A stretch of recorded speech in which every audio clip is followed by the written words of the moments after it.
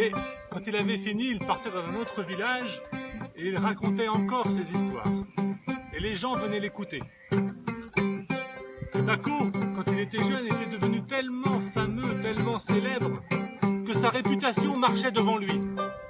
Avant qu'il arrive dans le village, la réputation était arrivée et les gens disaient « Bacco arrive, Bacco va raconter une histoire ». Et les gens se mettaient sur la place du village et Bacco arrivait, il jouait de la kora, les gens s'asseyaient, ils écoutaient « Bacco, raconte ton histoire ». Mais il jouait encore de la kora. Et quand il finissait de jouer de la kora, Bacco, il montait sur sa chaise.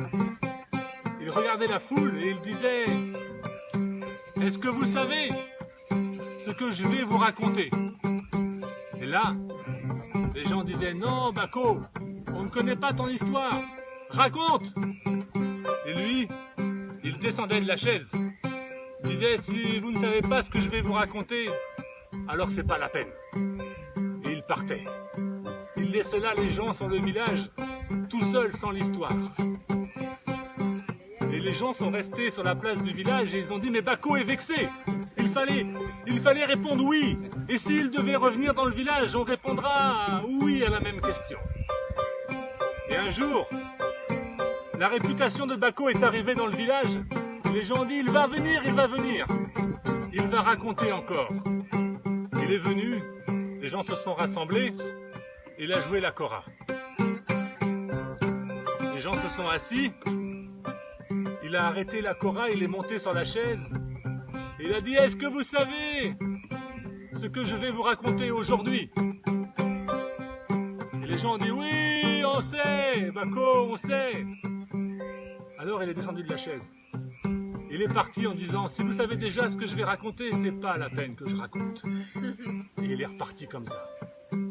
Il a laissé les gens ici, sur la place du village, en train de réfléchir. Et au bout de la nuit, ils ont dit, si Bacco revient, s'il n'est pas trop vexé, s'il pose la même question, la moitié répondra non et l'autre moitié répondra oui, et comme ça, on verra ce qu'il fera. Et un jour, la réputation de Bacco le conteur est arrivée dans le village. Et derrière la réputation, il y avait Bacco lui-même qui était là. Il avait sa kora, il a joué la kora, et les gens se sont assis devant lui. Et quand il a eu fini la kora, il est monté sur la chaise, il a dit « Est-ce que vous savez ce que je vais vous raconter aujourd'hui ?» Et là, les gens étaient d'accord. La moitié a dit « Non, on ne connaît pas ». L'autre moitié a dit « Oui, on connaît ». Et Bacco, il est descendu de la chaise. Il a pris sa chaise sous le bras, il est parti, il a dit « Alors, ceux qui savent, donc qu'à le raconter à ceux qui ne savent pas. » Et on l'a jamais revu. On l'a jamais revu, Bacco.